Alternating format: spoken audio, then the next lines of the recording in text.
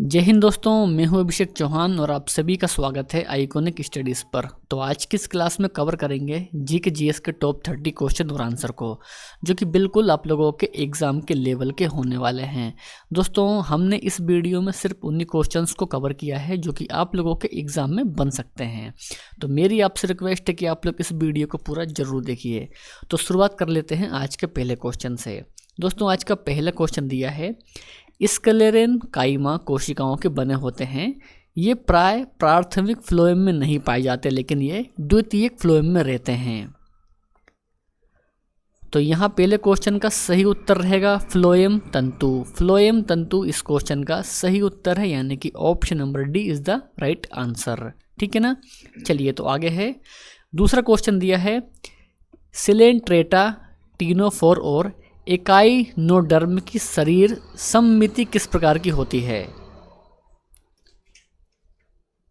दूसरे क्वेश्चन का प्यारा साथियों सही उत्तर हो जाएगा प्लेटीहेल्मिन्थिस।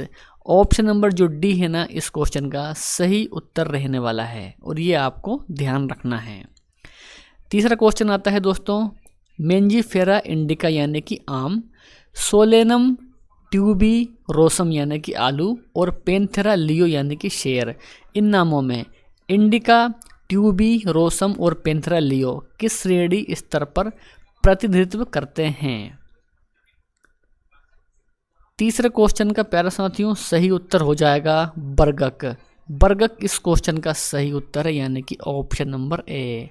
प्यारा साथियों, यदि आपको इनमें से किसी भी क्वेश्चन का आंसर पता है तो नीचे कमेंट करके आप उस क्वेश्चन का आंसर जरूर बताइए।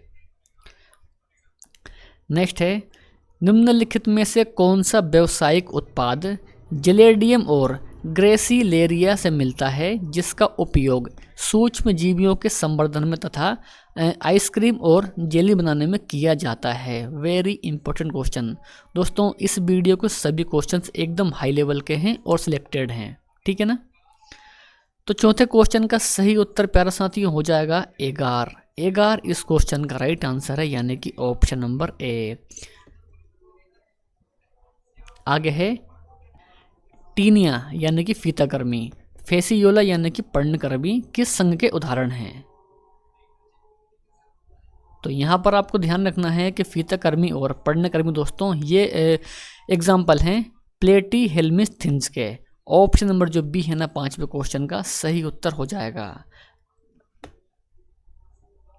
आगे है, पुरुष लिंग सहायक नलिकाओं के अंतर्गत शामिल होती है।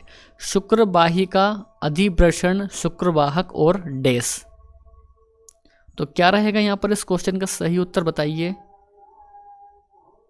तो इस क्वेश्चन का सही उत्तर हो जाएगा वृषण जालिकाएं। वृषण जालिकाएं इस क्वेश्चन का सही उत्तर है, यानी कि ऑप्शन नंबर बी। प्यारा साथियों, मैं दावे के साथ कह सकता हूँ ऐसे क्वेश्चंस आपको और कहीं देखने को नहीं मिलने वाले हैं। तो मेरी आपसे रिक्वेस्ट है कि इस वीडियो को आप लाइक कर दीजिए, अपने दोस्त और भाई बहन में शेयर भी कर दीजिए। प्यारा साथियों, इसके अलावा यदि आपने अभी तक चैनल को सब्सक्राइब नहीं किया है तो अभी चैनल को सब्सक्राइब कर लीजिए। आगे है, जब मेरिस्टेम स्थायी ऊतकों के बीच होता है तब उसे डैश मेरिस्टेम कहते हैं। सही उत्तर इस क्वेश्चन का हो जाएगा दोस्तों अंतर्वेशी। अंतर्वेशी इस क्वेश्चन का राइट आंसर है, यानी कि ऑप्शन नंबर ए। चलिए तो अगला क्वेश्चन दिया गया है, निम्नलिखित में से किस फाइलम को चपटेक्रमी भी कहा जाता है। वेरी इंपॉर्टेंट क्वेश्चन दोस्तों, बताइए किस फाइलम को चपटेक्रमी भी कहा जाता है। दोस्तों यहाँ पर 8वें क्वेश्चन का सही उत्तर रहेगा प्लेटीहेल्मिन्थिस, यानी कि ऑप्शन नंबर डी इस क्वेश्चन का सही उत्तर है। चलिए अगला क्वेश्चन करते हैं, महिलाओं के बाक तंतु पुरुषों के बाक तंतुओं की तुलना में डैश होते हैं। बहुत ही बढ़िया क्वेश्चन दोस्तों। तो प्यारा साथी यहाँ पर देखिए, पुरुषों के जो बाक तंतु होते हैं दोस्तों वे होते हैं 20 mm के। ठीक है ना। और जो महिलाओं के होते हैं दोस्तों वे होते हैं 15 mm। ठीक है ना। तो यहाँ पर इसमें कितना अंतर दोस्तों, तो इसमें है 5 का अंतर, यानी कि 5 मिलीमीटर कम लंबा होता है महिलाओं का बाक तंतु पुरुषों की अपेक्षा में। इस क्वेश्चन का सही उत्तर रहेगा ऑप्शन नंबर ए। और दोस्तों इसको आपको बिल्कुल ध्यान में रखना है। ठीक है ना। चलिए तो अगला क्वेश्चन करते हैं, अंगूर में कौन सा एसिड पाया जाता है। राइट आंसर 10वें क्वेश्चन का हो जाएगा दोस्तों, टारटरिक अम्ल पाया जाता है अंगूर में। इस क्वेश्चन का सही उत्तर है टारटरिक अम्ल, यानी कि option number D is the right answer. प्यारा साथियों, यदि आपको वीडियो पसंद आ रहा हो, क्वेश्चन की क्वालिटी पसंद आ रही हो, तो मेरी आपसे रिक्वेस्ट है कि इस वीडियो को लाइक और शेयर जरूर करें। आगे है, इनमें से किस रेशे यानी कि फाइबर को कृत्रिम रेशम कहा जाता है? कृत्रिम रेशम किसको कहा जाता है इन 4 ऑप्शन में से? सही उत्तर इस क्वेश्चन का हो जाएगा दोस्तों रेयान। दोस्तों रेयान को कहा जाता है कृत्रिम रेशम।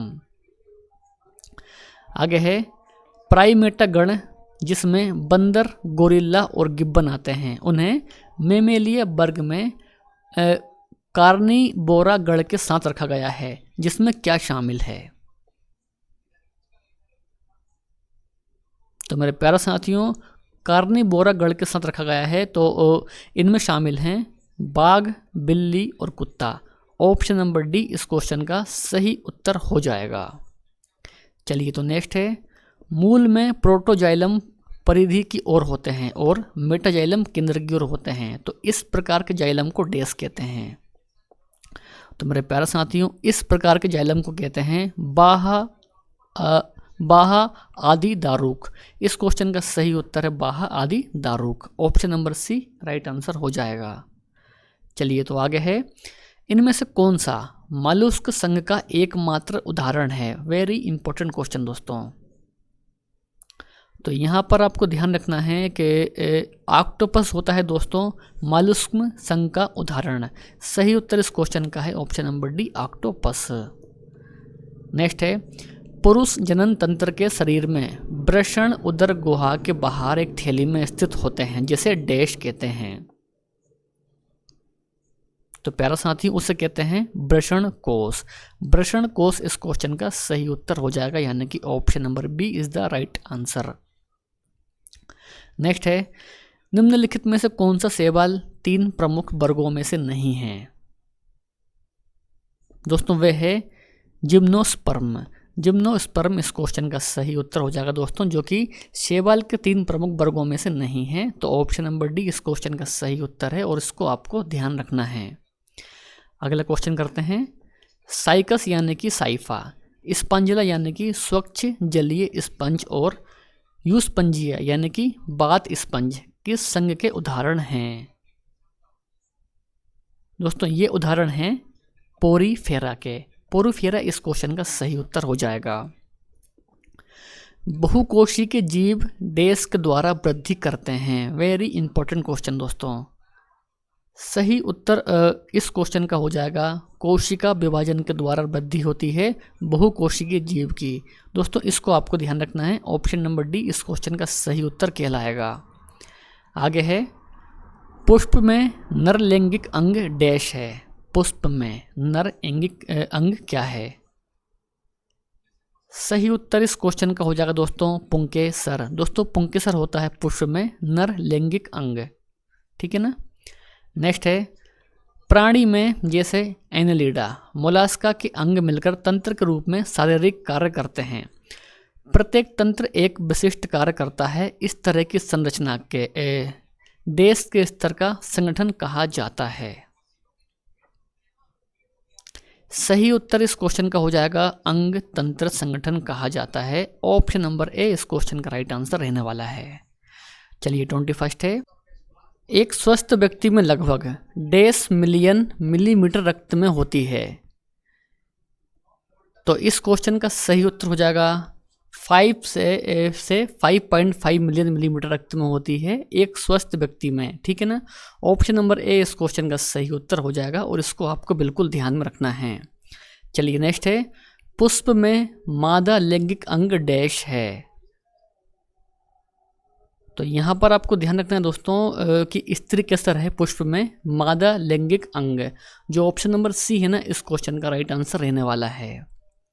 23 है, जिन प्राणियों में कोशिकाओं 2 भ्रूणीय स्तरों में व्यवस्थित होती है उन्हें डैश कहते हैं। तो मेरे प्यारे साथियों द्विकोरिक कहते हैं उन्हें जिन प्राणियों में कोशिकाएं 2 भ्रूणीय स्तरों में व्यवस्थित होती है। तो इस क्वेश्चन का सही उत्तर हो जाएगा ऑप्शन नंबर ए द्विकोरिक।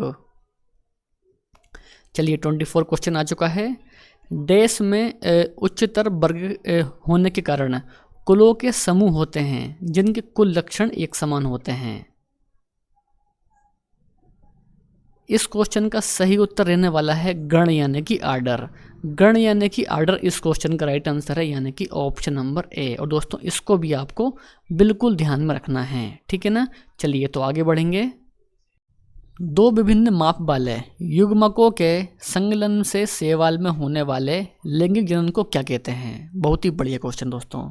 सही उत्तर इस क्वेश्चन का हो जाएगा असम युग्मकी। असम युग्मकी कहते हैं दोस्तों दो विभिन्न माप वाले युग्मकों के संकलन से शैवाल में होने वाले लैंगिक जनन को।